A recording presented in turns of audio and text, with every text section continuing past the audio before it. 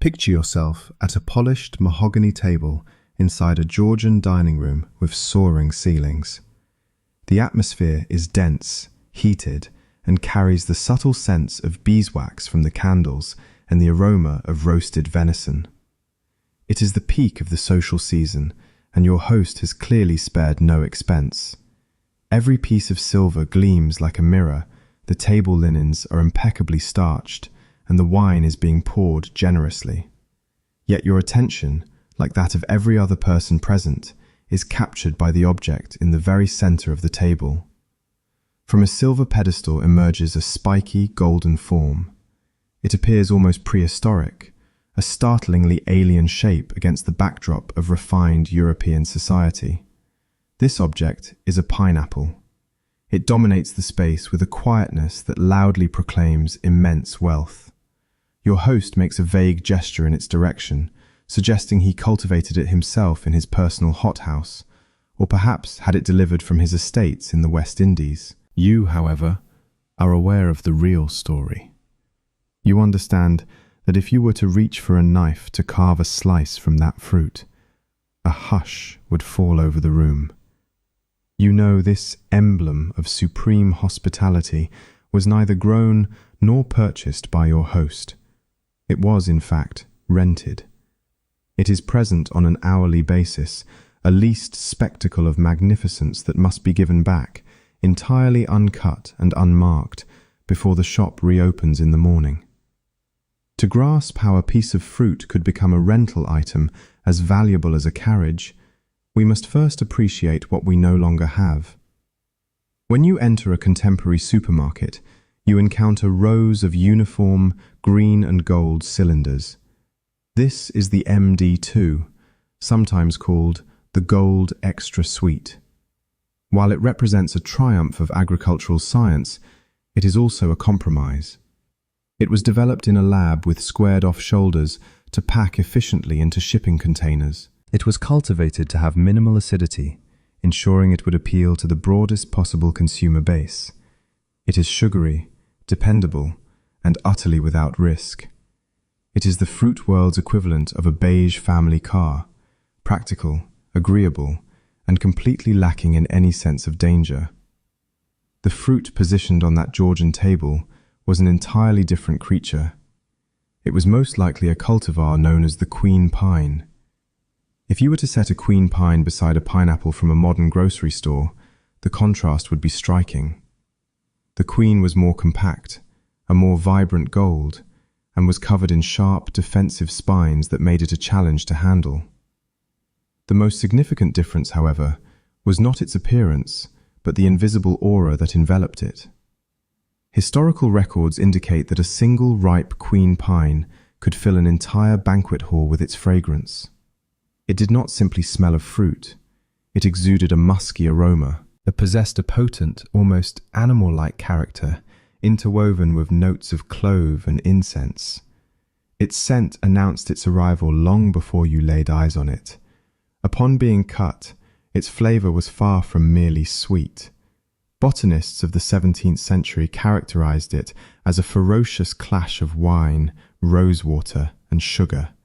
It was intensely acidic, remarkably tart, and had a complexity that has been largely eliminated through breeding in our quest for a longer shelf life. This intensity carried a cost. The pineapple is, from a biological standpoint, a defensive plant. It is saturated with bromelain, a powerful enzyme that breaks down protein. As you consume a pineapple, the pineapple is, in a very real sense, consuming you in return. In the modern MD2, this sensation is mild, a faint tingling on the tongue after a few pieces. In the queen pine, however, the bromelain concentration was significantly greater. Eating it was a feeling that bordered on painful. It would leave one's tongue feeling raw, the lips inflamed, and the throat with a scratching sensation. It was a physical trial, what some authors of the time called a pleasure bordering on pain. This element of danger was integral to its appeal. To consume it was to feel a sense of conquest. You were not merely enjoying a dessert, you were surviving a confrontation with the tropics. Its texture was also distinct. The modern pineapple is often watery and soft. The queen was firm, almost with a crunch, similar to a crisp apple. When a blade passed through it, it did not glide. It crunched through fibrous structures, releasing a juice that was thick and sticky, more akin to a syrup than water. Imagine the sensory assault of that encounter. You find yourself in a chilly, damp English dining hall, enclosed by overcast skies and dressed in heavy woolen garments. Then you are offered a slice of something that tastes of acid and sugar, smells like a jungle, and physically sears your mouth. It was a jolt to the system. It was a flavor so aggressive and so foreign to the European palate that people didn't just want to taste it, they wanted to own it. They wanted to domesticate it. Yet, as we observe the fruit sitting on the table, its presence leased by the hour, we must acknowledge that for most, this flavor was a phantom. They could see the shell, admire its form, and inhale its musk, but they would never experience the burn. They were paying for the proximity to a feeling they could not afford to truly possess, and delivering that feeling to the table was a logistical catastrophe that makes modern supply chains seem trivial. To fully comprehend the absurdity of that fruit resting before you on the Georgian table, we need to turn the clock back even further. We must pull this narrative through the mire of history, tracing it back to its origin. The pineapple's odyssey starts not in an immaculate English conservatory, but in the volcanic earth of Guadeloupe. It was there, in November of 1493, that Christopher Columbus first happened upon it. He was, naturally, seeking gold. He was searching for a direct route to the spices of the East. What he discovered instead was an unusual, abrasive plant that resembled a pine cone but tasted of sugar. He named it the Piña de Indias. This discovery would become a logistical torment for Europeans for the next 300 years. The issue was not locating the pineapple. The issue was transporting it. The pineapple is a difficult traveler. It is a true diva of the plant kingdom. It requires a very particular environment, hot, humid, and consistent, which is precisely what a wooden sailing ship of the 17th century could not offer. Envision the state of a merchant ship crossing the Atlantic in the 1600s. There is no such thing as climate control. There is no refrigeration. There is only the damp, suffocating blackness of the hold, where the air is stagnant and the temperature shifts dramatically with the weather. You load 100 green, unripe pineapples into crates in Barbados. You surround them with straw, hoping the cushioning will shield them from the ship's constant rocking. And then, you must be patient. For 6, sometimes 8 weeks, those crates remain in the darkness. The humidity in the hold is close to 100%, but it is a salty, corrosive humidity. The bilge water sloshes below, releasing vapors of tar, unbathed crew, and human waste. In this setting, the pineapple starts to transform. It does not merely ripen, it enters a state of panic. The sugars within the fruit begin to ferment in the oppressive heat. The queen pine, with its high sugar levels and powerful aromatics, effectively becomes a biological time bomb. Within a fortnight, the bottom layer of pineapples has decomposed into mush. The weight of the crates above crushes the softened flesh, causing sticky, acidic juice to leak onto the wooden planks. Mold begins to grow, blue, green, and fuzzy, spreading across the golden scales. The straw intended for protection becomes a sponge saturated with vinegar and decay. By the time the vessel finally moors in London, Seville, or Amsterdam, the scent emanating from the hold is not the perfume of a tropical paradise. It is the sharp, vinegary stench of putrefaction. It smells like a winery that has caught fire and been left to fester in the rain. The crew unlatches the crates, and what they discover is a scene of carnage. Out of 100 pineapples, perhaps 90 are an unrecognizable sludge. 8 are bruised and leaking, suitable only for livestock or the darkest corner of a compost pile.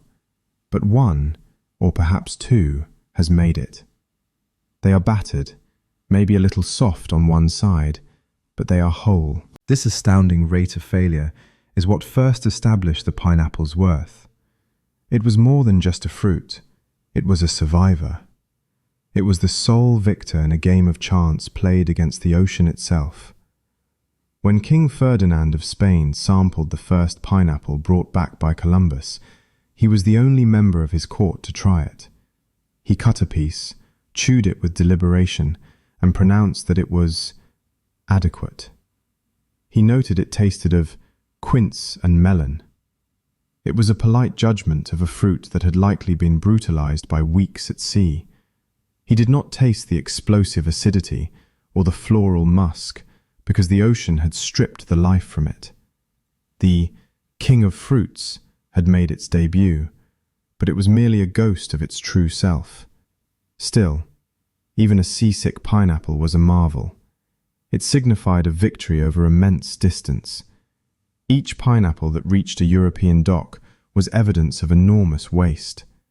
It was the diamond discovered within a mountain of coal. The sheer economic inefficiency of shipping them meant that for centuries, the only way to acquire one was to be royalty, or to be wealthy enough to squander a fortune on a cargo of rot just to retrieve a single centerpiece. It was a commerce built entirely upon failure, where the exceptions became the stuff of legend. And it was this scarcity, this near impossibility of ownership, that made the next phase of the story unavoidable. If you could not ship them, you had to grow them. And that, as we shall find, was an even more costly error. So, the vessel arrives at the dock, the decay is scraped away, the survivors are tallied, and that one miraculous fruit, the one that defied the Atlantic, is transported, probably on a velvet cushion, to the only man in England deemed worthy of its reception. We now meet King Charles II. To comprehend the pineapple's rise from a botanical oddity to a near-divine object, we need to focus on a particular moment in history. The year is approximately 1675. The setting is an English garden, meticulously maintained, and the proof is a painting, ordered by the king himself, which serves as the ultimate proof of possession. In this painting, Charles is depicted in a rigid, commanding posture. He is attired in the full regalia of a Restoration-era gentleman, a heavy wig, silks, and lace. He appears every bit the monarch who has come back to reclaim his throne and its associated pleasures. Before him stands his royal gardener, John Rose. Rose is down on one knee, presenting a gift. It is not a coffer of gold, nor is it the keys to a captured city. It is a pineapple. If you examine the painting closely, the fruit itself is not particularly impressive. It is small, perhaps a bit pale. It doesn't possess the massive, golden splendor of the modern supermarket type. But the manner of its presentation reveals everything. Rose holds it with great care, by the stem, as if it were a delicate glass artifact. Charles reaches a hand towards it, not to accept and eat it, but to acknowledge its presence. In this instant, the pineapple is no longer food. It has become a botanical scepter. It is an orb of the realm with leaves on its crown. For Charles, owning this fruit was a geopolitical declaration. It conveyed to his court and to his rivals in France and Spain, "My influence extends beyond the known world. I can draw the riches of the New World across the ocean and have them placed here, in my own garden, at my feet." It was a symbol of royal privilege in its most unadulterated form. To possess a pineapple was to prove that you had subjugated nature itself. You had ordered the winds to blow as you wished, and you had commanded decay to hold back. However, historians believe this painting is most likely propaganda, a visual assertion of a power not yet fully achieved. While Charles posed with the fruit to signify control over the colonies, the genuine horticultural success would not occur on English soil for several more decades. The first verified success in Europe is credited to a Dutch woman, Agnes Bloch, who successfully induced a pineapple to fruit in 1687. But for Charles, the portrayal of ownership was sufficient. Because so few people could ever get near enough to a pineapple to smell it, much less taste it, a mythology of its flavor began to emerge. The courtiers and writers of the era could not just say it tasted like fruit. That was too common. An apple tastes like fruit. A pear tastes like fruit. The king's prize had to taste of luxury. Contemporaries relied heavily on that description of wine and rosewater we heard earlier. This particular comparison is compelling not for its precision, but for its sociological implications. Rosewater was the fragrance of the aristocracy. Wine was the beverage of the gods. By describing the pineapple in such terms, they were building a flavor profile that was socially fitting for a king. It rationalized the obsession. It legitimized the expense. If it tasted like a turnip, the entire facade of power would crumble. But if it tasted like a feast of roses and fine vintage, then it was worth the lives of sailors and the fortunes spent on shipping. This established a peculiar social hierarchy. At the very pinnacle was the king, who might actually slice the fruit. Beneath him were the nobles, who could afford to be in the same room and observe it, and below them was everyone else, subsisting on descriptions, imagining a flavor that was part floral, part alcohol, and entirely beyond their reach. But there was a flaw in this system. Depending on the unpredictable lottery of sea travel was aggravating. It was inefficient. A king does not enjoy waiting on the wind. Charles didn't just want to be given the pineapple, he wanted to create it. He wanted to seize power from the ocean and bring it home.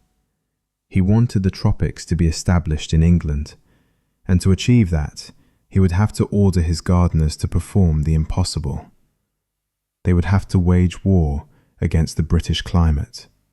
Now, turn away from the warm radiance of the dining room candle. Move away from the gleaming mahogany and the silver tray. Pull back the heavy velvet drapes and peer outside. We are in Northern Europe. It is January.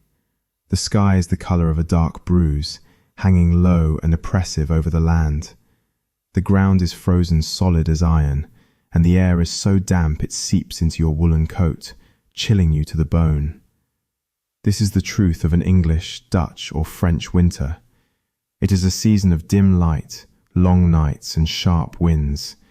And it is here, in this unwelcoming, frigid gloom, that the aristocracy resolved to cultivate a plant that belongs in the Amazon rainforest. To appreciate the absolute lunacy of this undertaking, one must understand the biological obstinacy of the pineapple. This is not a resilient vegetable. It is not a turnip that flourishes in mud, nor an apple that needs a winter frost to produce fruit. The pineapple is a denizen of the equator. It requires a world that does not exist in Europe. It needs a constant, stable temperature between 70 and 90 degrees Fahrenheit. It demands a humidity so dense you can almost taste the moisture in the air. And, perhaps most critically, it needs light.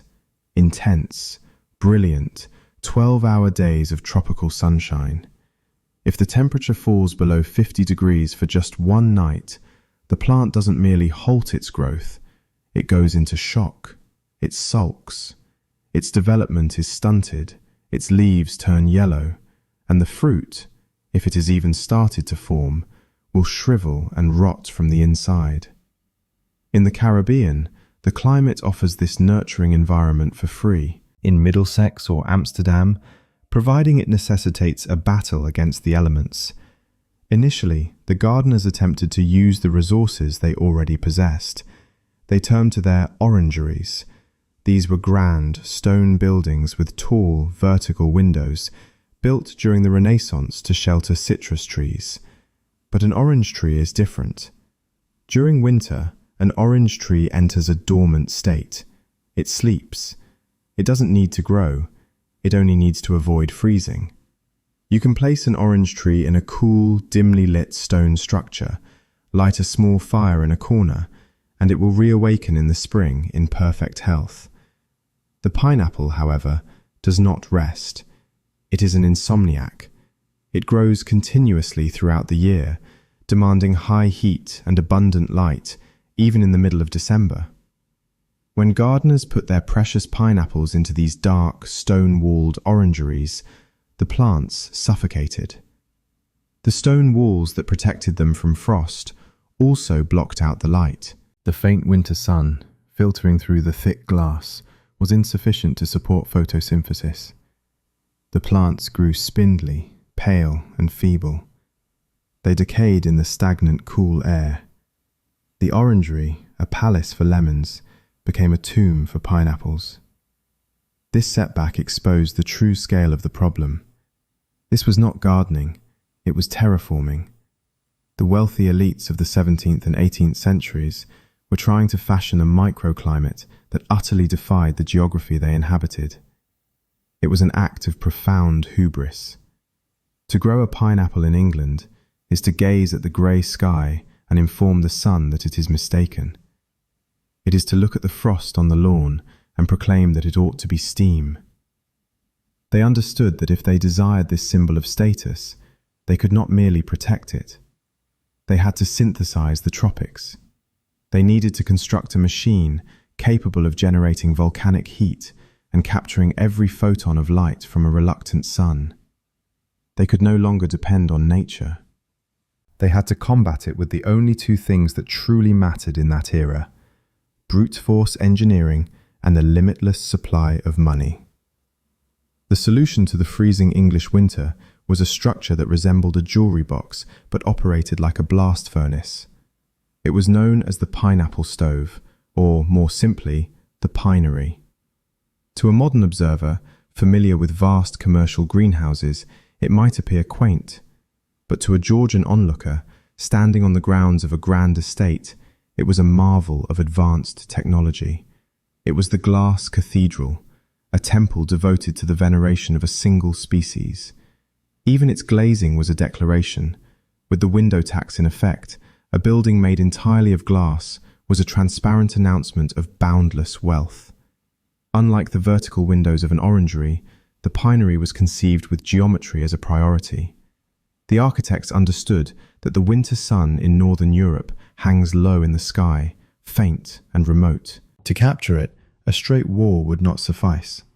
A slope was necessary.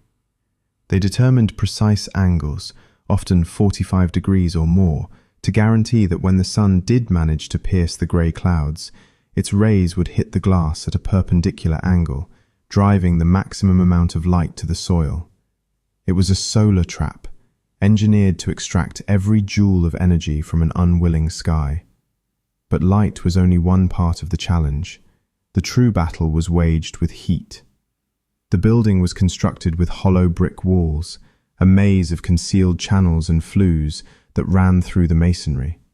Outside the immaculate glass walls, in a grimy, soot-covered shed at the rear, were the furnaces.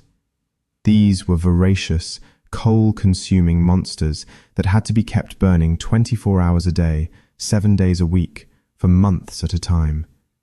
The name stove was not a figure of speech. The building was, quite literally, a walk-in oven. The hot smoke from the external fires was channeled through the hollow walls, warming the bricks, which in turn radiated a dry, constant heat into the greenhouse. It was a primitive type of central heating, but it was filled with dangers. If the brickwork developed even a small crack, sulphurous smoke would seep into the growing area. Pineapple plants are extraordinarily sensitive to air quality. A leak would cause the leaves to turn brown and curl within hours. A blocked flue could cause the fire to overheat, sending the temperature soaring and effectively cooking the plants in their pots. Or, in the most disastrous scenario, the accumulated soot would catch fire and the entire wooden frame of the greenhouse would be consumed by flames, destroying years of effort in a single night of ash. This leads us to the human element of this machine. The pinery was not an automated device. It was fueled by the anxiety of the head gardener. This man did not rest in a warm bed in the servants' hall. During the winter, he slept in a bothy, a small, often unheated shed connected directly to the back of the furnace room. His existence was governed by the thermometer, a relatively new and costly instrument that hung inside the glasshouse like a silent judge. Every few hours, in the midst of the freezing sleet of a February night, the gardener had to rouse himself. He would get out of his cot, check the fires, and manipulate the dampers. If the mercury fell below 70 degrees, he had to shovel more coal. If it climbed too high, he had to open a vent, risking a draft that could shock the plants. He was a servant to the fruit. He existed in a state of constant, low-grade terror, aware that if the fire went out at 3 a.m., the frost would creep in through the glass, and by dawn, his master's status symbol would be nothing more than a black, frozen ruin. The beauty of the glass cathedral, with its shimmering panes and tropical foliage, was just a facade. Behind it was a harsh reality of coal dust, sleep deprivation, and the constant, frightening roar of the furnace. The master saw a paradise. The gardener saw a prison made of glass and fire. While the coal fires blazed in the back sheds, heating the air to a tropical level, the gardeners contended with a second, more subtle issue. Warming the air was not sufficient. In its natural habitat, a pineapple's roots are nestled in the volcanic soil of the tropics, which holds a deep, consistent warmth long after sunset. In an English winter, the ground acts as a heat sink. It draws energy out of anything it touches. If you were to set a pot of pineapple plants on a cold stone floor, the roots would become chilled, the plant's metabolism would halt, and the fruit would not develop. They required a method to heat the pots from below. They needed bottom heat. The solution they devised was clever, effective, and utterly revolting. They could not run coal flues beneath the pots. The dry, intense heat would scorch the delicate root systems. They needed a moist, gentle, organic warmth. They needed the heat generated by decomposition. The floor of the pinery was not a solid plain. It was a deep trench, often 3 or 4 feet in depth, that extended the length of the glasshouse. This was the pit, and it was here that the true engine of the pineapple obsession resided. The pit was filled with tons of a material known as tan bark. Tan bark was the industrial refuse of the 18th century. It was the shredded bark of oak trees, which had been soaked in water for months at local tanneries to draw out the tannins used for curing leather. After the leather was treated, the bark was of no use to the tanner. It was a soggy, brown, fibrous sludge. But the gardeners found that if you took this waste, combined it with fresh horse manure, and piled it into a deep pit, it would start to ferment. This fermentation process is a biological fire. As bacteria decompose the cellulose in the oak and the nitrogen in the manure, they generate energy. A well-made tan bark pit could achieve temperatures of 120 to 140 degrees Fahrenheit at its core. It produced a slow, wet, steaming heat that could persist for months. The procedure was called plunging. The gardener would take the heavy clay pots holding the pineapple plants and bury them up to their rims in this fermenting concoction. The roots, protected inside the pot, were enveloped by the warmth of the decaying bark. They were deceived into thinking they were in the heated soil of Guadeloupe instead of a pit of waste in Yorkshire. But think about the sensory reality of this glass cathedral.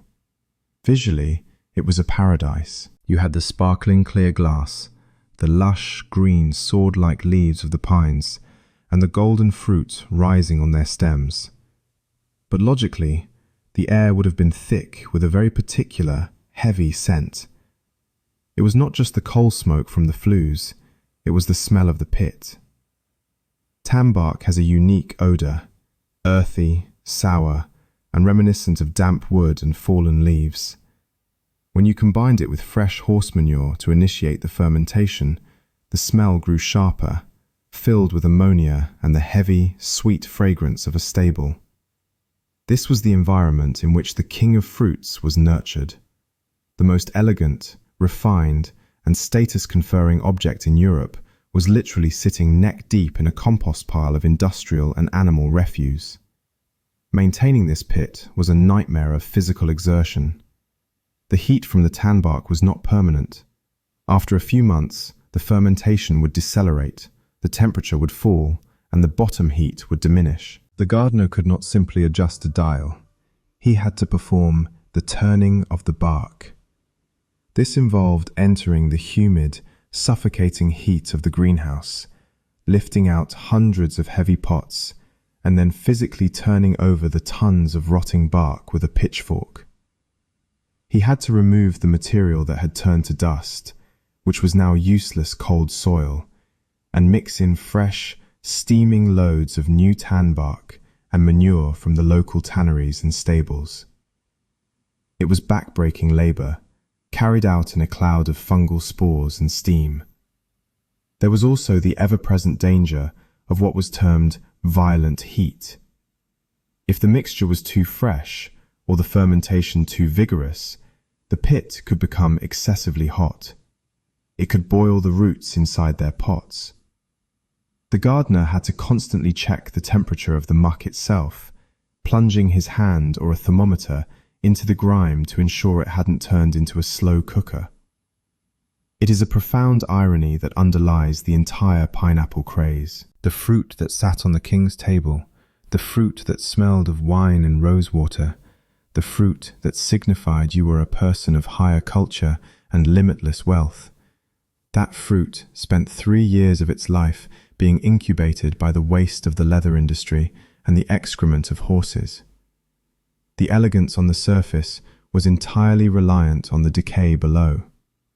And the cost of managing this decay, of purchasing the coal, the glass, the bark, and the labor, meant that by the time the fruit was ready for harvest, its value had soared to a level that is almost beyond our comprehension. All of this industrial exertion, the furnaces, the pits of decomposing bark, the sleepless nights, was summarized in a single entry in a ledger. If one were to calculate the cost of producing a single pineapple in a British hothouse, specifically examining records from 1764, the total would be staggering. Historians and botanists who have analyzed the figures, accounting for the price of the specialized glass, the endless tons of coal, the cartloads of tanbark, the construction of the flues, and the wages for the skilled labor needed to keep the plant alive for 3 full years, have arrived at a final cost. The bill for one ripe fruit was approximately £80 sterling. To place that figure in a context that is truly unsettling, £80 in the 1700s is the rough equivalent of $16,000 today for one piece of fruit. It is a sum that defies all economic sense. It elevates the pineapple from a food item to an asset class. When you gaze at that golden form on the mahogany table, you are not looking at a dessert. You are looking at a luxury vehicle that you are about to demolish with a knife. Think about what else that sum of money could acquire in the Georgian period. For the price of the pineapple on your table, you could have obtained a brand new, high-quality carriage with leather upholstery and painted wheels. You could have purchased a team of fine horses to draw it. You could have covered the annual salary of a highly skilled head gardener or the wages of a scullery maid for nearly a decade. When a host set a pineapple on the table, they were not just offering you a refreshment. They were looking you directly in the eye and declaring, "I have just incinerated the equivalent of a small house for your entertainment." The absurdity is magnified when you consider the output. An apple tree requires very little, some rain, some sun, a bit of trimming, and in exchange, it provides bushels of fruit, year after year, for decades. The pineapple is a miser. It requires a tropical climate to be synthesized in a frozen country. It requires a specialized structure and a constant supply of fuel. And after 3 years of coddling, after 3 years of consuming coal and labor, the plant yields exactly one fruit. Just one. And after you harvest it, the mother plant often perishes or takes years to produce a significantly smaller, lower quality sucker fruit. The return on investment is effectively nil. It is a black hole for capital. This astronomical valuation placed an immense burden on the shoulders of the head gardener. He was not just cultivating a crop, he was protecting a treasury. The strain of those winter nights was crushing. If the gardener dozed off and the furnace went out, the temperature in the glasshouse might fall by 10 degrees.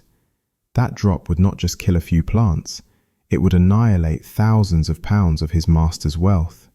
A single frost could erase the equivalent of a decade's worth of estate income. If a gardener lost a crop of cabbages, he might receive a scolding. If he lost the pineapples, he lost his reputation, his livelihood, and probably his home. He was the guardian of the most delicate, expensive objects in the nation. Every time he checked the thermometer, he was not just checking the weather, he was checking his own survival. The fruit was a tyrant. It insisted that the entire economic apparatus of the estate be dedicated to its comfort, consuming resources that could have fed a village, all to create a single, fleeting moment of status that most people would never even get to taste. The pineapple was not just a fruit you could only rent, it was a fruit that owned you. But for some, the transient nature of the biological pineapple was insufficient. The fundamental problem with spending a fortune on a fruit is that, in the end, the transaction concludes. You either consume the asset or you watch it dissolve into a puddle of costly vinegar. The status it provides is temporary, it is perishable, and if there is one thing the landed gentry abhors, it is a reminder of mortality. They desired the prestige of the pineapple, but they wanted it to be everlasting. They wanted a fruit that would never decompose, never need a coal fire, and never perish. So, in the moment of architectural madness, they chose to stop growing them and start building them. To see the absolute pinnacle of this obsession, you must depart from the warm glasshouses of the south and journey north to the grey, wind-swept lowlands of Scotland. Here, near the village of Airth, stands a building that feels less like architecture and more like a hallucination. It is the Dunmore pineapple. Imagine walking through a damp Scottish park in 1761. The sky is a uniform sheet of slate. The trees are stripped bare. You come upon a walled garden, anticipating a greenhouse or a simple gatehouse. At ground level, the structure seems perfectly rational. You observe a classical Palladian pavilion, the kind of polite, symmetrical design that characterized the era. It features white stone columns, orderly windows, and an atmosphere of respectable decorum. It is a building that adheres to the rules. But then, your gaze moves upward. Where the roof ought to be, all logic is abandoned. Ascending from this well-mannered classical base is a monstrosity. It is a structure that reaches approximately 50 feet in height, crowned by a 37-foot tall, fully sculpted, three-dimensional stone pineapple. It does not appear to be a decoration. It looks as if a gigantic, fossilized fruit has plummeted from orbit and flattened a summer house. It is enormous, jagged, and utterly, wonderfully absurd. This was not some crude representation. The stonework is of a quality that could rival the great cathedrals. The fruit is composed of hundreds of individually carved blocks, each one shaped to mimic the diamond pattern of a pineapple's skin. The leaves sprouting from the top are not merely decorative, they are feats of engineering. Each stone leaf is curved and angled to direct rainwater away from the masonry, preventing the Scottish damp from wearing away the structure. It is a masterpiece of craftsmanship devoted to a visual pun. The building was constructed for John Murray, the 4th Earl of Dunmore. Murray had been the governor of Virginia, where the pineapple was a prevalent symbol of hospitality. Upon his return to the cold realities of Scotland, he determined that a simple memento was not enough.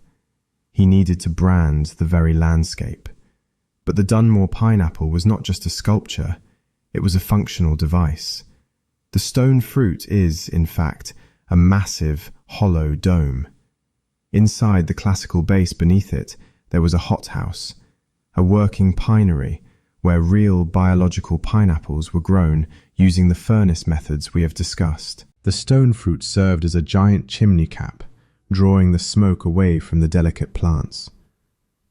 There is a sublime arrogance to this creation. The Earl could ascend a staircase and sit inside the stone pineapple itself, gazing out over his estate through windows concealed within the masonry.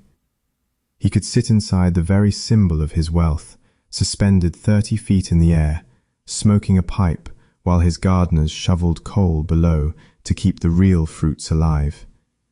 It was the ultimate enclosure. He did not just consume the pineapple, he dwelled within it.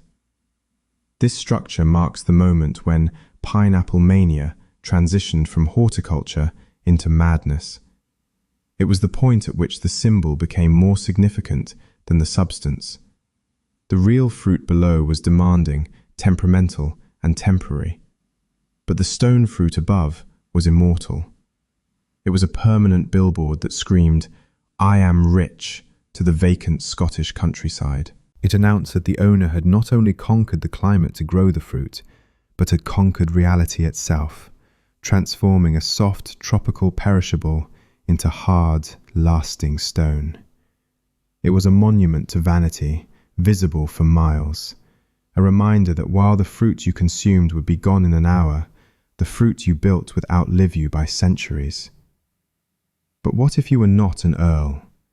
What if you did not possess a country estate with its own coal mine and a team of sleep-deprived gardeners? What if you were just a prosperous merchant, a lawyer, or a social aspirant in London who urgently needed to demonstrate your worth, but lacked the astronomical funds necessary to cultivate your own status symbol? You could not construct a stone folly, and you certainly could not afford a pinery, but you still required the pineapple.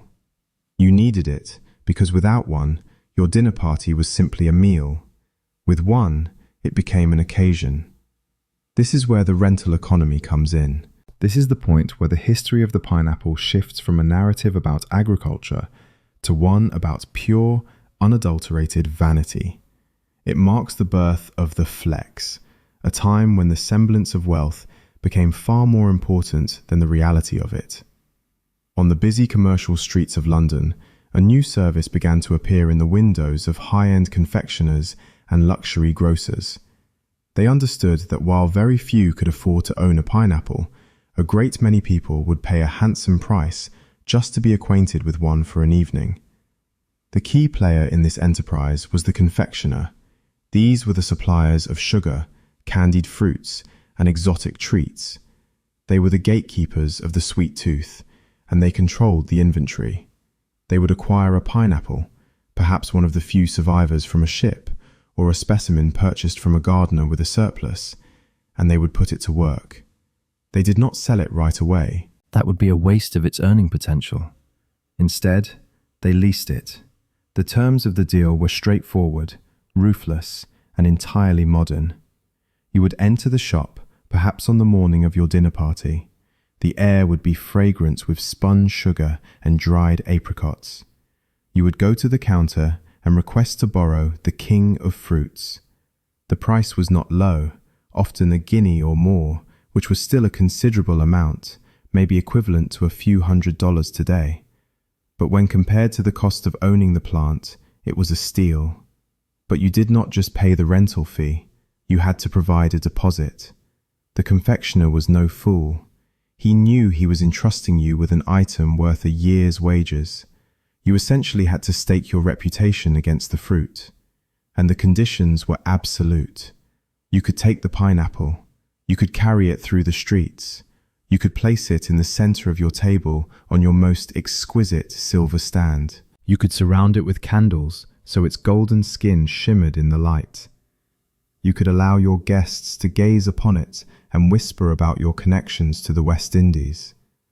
But you were forbidden, under any circumstances, to cut it. If you returned the fruit the next morning with a bruise, a missing leaf, or a soft patch, you had bought it. And you bought it at the full, exorbitant market price. This transformed the dinner party into a high-stakes game of risk. Imagine the host's anxiety. You are seated at the head of the table, smiling, pouring wine, and projecting an air of effortless opulence. But your gaze is fixed on the centerpiece. You are watching the most inebriated guest at the table. You are petrified that someone, in a moment of enthusiasm or ignorance, might actually reach out and attempt to take a slice. The pineapple was no longer food. It was a stage prop. It was a rented tuxedo for the table. And the most peculiar aspect of this economy was the shared delusion that sustained it. It is very likely that at a fashionable London dinner, the guests understood the situation. They knew that unless you were a duke, you probably did not grow that fruit. They may have even recognized that specific pineapple from a party they had attended the previous week. Nevertheless, everyone participated in the pretense. The guests would praise the host on the magnificent specimen. The host would nod and offer a vague, modest remark about the challenges of the season. No one would ask to taste it. To request a slice would be a violation of etiquette, a social transgression that would expose the lie. The fruit sat there, a silent, spiky witness to human insecurity. It was a financial audit in botanical form. The pineapple became an empty symbol. It did not signify your capacity to feed your guests. It signified your capacity to secure credit with a grocer. It was a market for illusion, where the same piece of fruit could journey from house to house, night after night, bestowing temporary status on a dozen different families before it finally became too soft to rent. At that point, and only then, would the confectioner finally sell it to be eaten, usually to a cook who would boil it down to conceal the bruises. But before it got to the kitchen, it had to survive the transit, and moving a rented asset from the shop to the table was a perilous task. It was not the master who bore the risk, it was the servants. The deal struck at the confectioner's counter is merely the start of the trial. The money has been exchanged, the ledger has been marked, and the deposit, a sum that probably required the host to use his capital, has been paid. Now, the asset has to be moved. It is not the master of the house who undertakes this task. He does not endanger his velvet coat or his standing on the filthy, chaotic streets of Georgian London. That responsibility is given to the lowest member of the household. It is given to the maid. Put yourself in this servant's position. You are young, probably unable to read, and your annual earnings are perhaps £4 or £5. You are standing outside the shop in the sharp chill of a November evening. In your hands, loosely covered with a cloth or maybe set in a wicker basket, is a pineapple. It is a queen pine, the type we discussed earlier. It is small, dense, and armed with serrated leaves that can cut skin like paper. But the physical discomfort of holding it is minor compared to the psychological burden weighing on you. You are holding an object worth 3 times your yearly salary. You are cradling a year of your life, transformed into sugar and fiber. You venture out into the street. The sun has set, and in the 18th century, the night is not just a lack of light, it is a tangible force. There are no electric streetlights to show you the way, only the occasional gleam of an oil lantern or the torch of a hired link boy. The ground under your feet is hazardous. This is not the smooth pavement of our time. It is a chaotic surface of uneven cobblestones, slippery with rain, mud, and the city's waste. A kennel, an open drain, runs down the middle of the road, filled with things you try to ignore. Your task is straightforward. Walk 3 blocks to your master's townhouse without tripping. It sounds simple. But in this setting, a stumble is not just an accident, it is a disaster. If you slip on a patch of horse dung and the basket hits the stones, the pineapple gets bruised. If it is bruised, the confectioner will not take it back. If he refuses to take it back, your master forfeits his deposit. And when the master loses his deposit, he does not absorb the loss. He looks at you. The liability of the rental market shifts downward. A single misstep on a wet cobblestone could result in immediate dismissal, the loss of your character reference, and being plunged into a debt you could never hope to repay. Then there are the shadows. You have likely heard the tales, the maid's peril. They are whispered in the scullery and the servants' quarters. The stories tell of maids who were ambushed in the dark, struck on the head not for their money, but for the basket they were carrying. A pineapple, after all, is a liquid asset.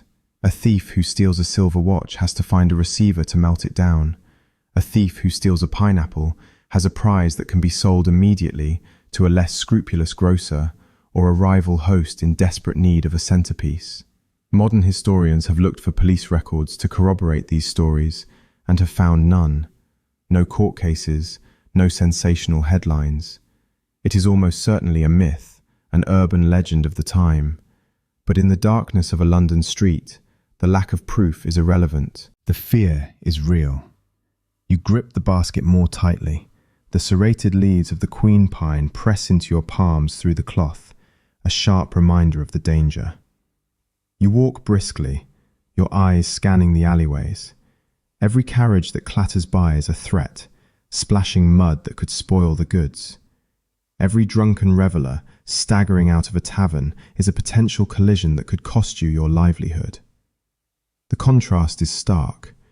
You are walking through the most squalid, coldest, most dangerous environment imaginable, carrying a symbol of the warmest, most luxurious paradise on earth. You are a beast of burden, transporting a piece of the sun through a tunnel of grey fog. The smell of the street is coal smoke and sewage. The scent rising from your basket is musk and flowers. At last, you see the house. The windows are aglow with the warmth of 100 beeswax candles.